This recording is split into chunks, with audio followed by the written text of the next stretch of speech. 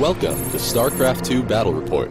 My name is Dustin Browder. I'm the lead designer on StarCraft 2. And I'm Robert Simpson, a Blizzard esports team member. We've got a great game for you here today. We have a battle report between Yun-Ho Lee playing as the blue Protoss versus David Kim as the red Terrans. They're going to be duking it out on Lost Temple. The map name may sound familiar. Yes, it has been redone for StarCraft 2. This is a classic map from the original game that we've done a few additional tweaks to for StarCraft 2 to get some additional game plan. We've got two bases here. We've got David Kim here on the right-hand side as the Red Terrans. And you can see that these players are very close together as the bird flies. There's a very small amount of space separating these players. But if you move across the map, we can get a look at a few of the features which will be key to this game. There's a very narrow choke point leading outside of your base. It's a great place to defend.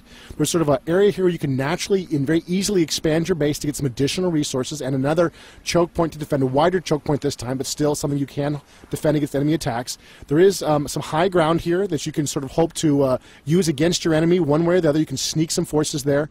There's also these Zelmaga watchtowers on the map, and you can gain control of these watchtowers and see a huge area of the map. Control of those watchtowers is very key to sort of understanding what's going on the battlefield. This is a high-yield expansion. It's also blocked by those destructible rocks. It's really, really important in the late game for one of these players to take that over, have some additional resources. It'll often help a player make that final push that they really need to overcome their opponent. And you can see it is mirrored on all sides. There's another watchtower, and of course there were some more rocks there with some more high-yield resources. So you can expect the players to sort of battle across this whole area of the map. Again, there's another high ground area that you can use to defend your base, or you can use it to make surprise attacks on a player who's trying to defend his natural expansion there. So it looks like the scouts are already on the move from these players, looking to move around some of their early workers on the map to see what the enemy is up to. Up on the production overlay, we can see that the Red Terran player is currently working on his barracks and his refinery. There we see the scouts just past each other.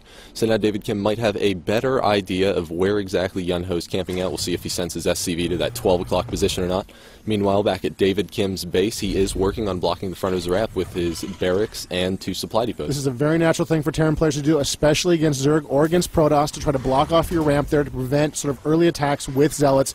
Buy your Marines some more time to get in some more shots. And you can see in this case, it's had the extra advantage of also blocking off that probe from getting inside and seeing what it needs to see inside David Kim's base. A little bit of aggressive moves there. It looks like that worker from David Kim's in a little bit of trouble there. He's being attacked by Yun-Ho's probe, and it looks like he's going to have to run for cover there, try to get away from that very, very aggressive probe attack. Yeah, SCV barely making it away with 20 HP. If that supply depot had taken a few more seconds, it would have been done. We can see that David Kim is going for an orbital command. Very early, he wants to have his resource advantage. Yeah, there we go. There's the worker trying to get back in the base. You see he lowered his supply depot to let the worker back in. He had a Marine there to drive off that probe. So it looks like David Kim has managed to see what's inside the Protoss base, which is what he needed to do. He needed to scout, and he has done so successfully. Meanwhile, the Protoss right now are blind. They don't know exactly what's going on inside the Terran base. There's not a lot of possibilities at this point, but this only becomes a bigger issue later on. He needs to see what's going on inside so he can make smart tech choices. In Yun-Ho's base, he has gone for a single gateway and obelisk as well as a cybernetics core. This does mean that he's going to be going for stalkers and warp gates relatively early in the game. They're going to be very effective against Marines. Yeah, he really needs to get the Stalkers into play. They can really dance around the Marines quite a bit and do a lot of damage. So the Marine player needs to get Marauders on the field to really counteract that threat. And of course, David Kim has seen that cybernetics core. He knows the danger. He knows the possibility. He'll have the counters in play. Meanwhile, the Protoss player still has not seen inside the Terran base, so he's not exactly sure what's going on. You see, the Terrans had control of the Watchtower very briefly there before that Zealot came in and drove that Marine off. And the Marine's just trying to play keep away right now. He doesn't see the danger of the approaching second Zealot, so now he's in a little bit of trouble. He's going to have to try to just run away as fast as he can, taking a hit there as he turns a corner, and here the Zealot is sort of moving around trying to drive this Marine away, and you can see David Kim being very clever. He's just pulling that Zealot out of action. Oh, a little bit of a misturn there, and he gets cut down. Back in David Kim's base, he has lifted off his barracks, replaced it with another supply depot, so he can maintain the block on the front of his base. He's also built a factory and used an existing reactor. He had lifted off that factory, landed on it, and built 2 Hellions. This means that we could see some very, very early resource harassing. Yeah, these can be very, very dangerous against the Protoss. The Zealot in particular can't do a whole lot against them. The Hellions are just too fast.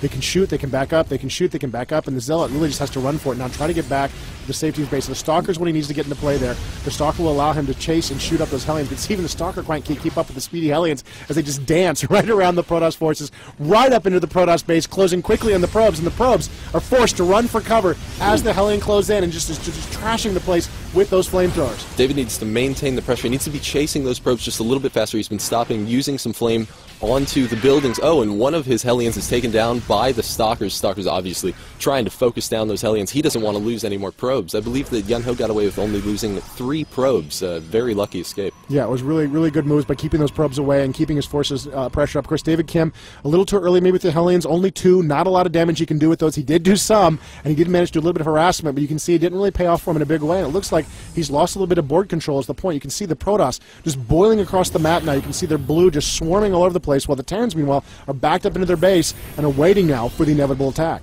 The Terran player just finished researching siege mode. This is exactly when he needs it. We see Yunho trying to get up there with the Stalker. Siege tank just barely out of range and going to be barreling down onto those Stalkers, forcing Yunho to retreat. Yeah, that's the kind of damage he does not want to take right now. He cannot afford to take that kind of damage with just those Stalkers. He needs a lot more forces if he's going to break that choke point at this point. Some interesting moves here from David Kim. It looks like he's going for double command centers at this point. Backed up into his base, he can lift off those command centers as the Terran and fly them to any location on the map, but still, it's a very bold move for this point in the game. Yeah, well, he really needs to catch up on resources. We can see that Yunho did have a second base already established that's at his natural expansion, so he really needs to play his A game, and he'll likely be expanding to the island expansion since he can lift off his command center. Yeah, this is what one Terrans commonly do on Lost Temple, both in the original StarCraft and in StarCraft 2, using the Terrans' mobility with their command centers to get access to some high-yield locations. The Protoss do have some strong air units they can use to try to harass those expansions, Void Rays in particular, but, you know, in a game like this where the players are so close together, it can be very difficult for the Protoss player to realize the danger, and in many cases that expansion will simply go undetected. Oh, and we see some Hellions sneaking all the way back behind Yunho's base. David Kim doing some very good micro with that medevac, lifting up all 4 of his Hellions just as the Stalkers get in range to kill, taking down a couple of probes there. He's trying to take down the nullifier, but no, he lifts off just in time once again. Yunho doing the best he can to stick on that medevac, but right now David Kim's micro is really just too much for him to handle. Again, David Kim drops 4 Hellions again in his base. 1 is taken down. He just barely gets away, practically unscathed. All he needs is some repair. Unbelievable. He manages to come in there, raid, harass that economy. That's the kind of economic advantage David Kim needs to stay in this game at this point. He harasses a little bit, he comes back, he repairs up, and he's going to be ready in a moment to do it again. You saw some warp-ins from the Protoss player there trying to block this, but ultimately he just wasn't fast enough to deal with that kind of speedy threat. Using the Hellions with their speed, with their area-effect attacks, and the flexibility of the medevac really kept him in the game. Now we got some real danger here. We got a couple of siege tanks in that medevac. Let's see where those things are going. Now, this is something that you saw relatively often in StarCraft 1. They would use their dropships in combination with the siege tanks, and I think that David Kim's going for something very, very similar to that, especially with the way that the Stalker fire works. If a Stalker gets off his volley and the Terran player is able to pick up that siege tank again before the volley lands, that means the siege tank's not going to take any damage. Yeah, it will actually miss, and this is something that really gives the Terrans a big advantage at this point in the game. If you can get those siege tanks to a good position, you can do a lot of damage. You can see the Hellions there harassing those Protoss player, making his Zealots just a lot less effective, and there's the landing position, moving up to a classic location in Lost Temple, getting control of the high ground, even more powerful in StarCraft 2 in many ways than it was in the original StarCraft. If you can't see those units, you can't shoot them, and you can't see in the high ground without some kind of aerial spotting. You can see the Protoss are in a lot of trouble here right now. There goes a pylon, and the probes are forced to run away as the siege tanks just pound this helpless expansion. And here's the Protoss response. An observer, a flyer cloaked, moves into play. The Terran doesn't know the danger. He doesn't know that he's there right now, and it looks like Blink is being researched, which is going to allow the Protoss to get to that high ground and get at those siege tanks. Protoss player is just biding his time until Blink is finished. He's trying to keep the Stalkers out of the siege tank range. Obviously doesn't want to take any damage without being able to fire back, so Blink is going to finish likely in just a few seconds, and we'll see him use that observer to get sight up on the hill, and then blink up and... Oh, and here it comes, going for the surround on the siege tank, going to be taking him down.